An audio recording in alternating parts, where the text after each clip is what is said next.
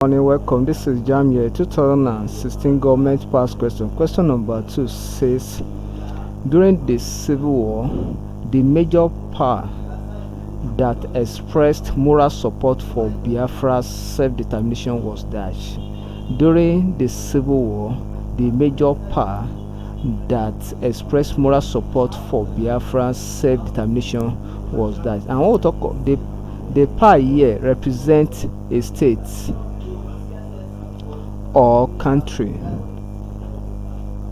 and the Nigeria Civil War took place between 1967 and eventually ended in 1970.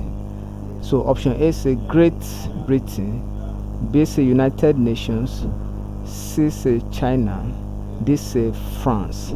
France happened to be the state or country or power that support Biafra's secession in Nigeria. So option D is correct. Thank you, and ensure you subscribe for more videos.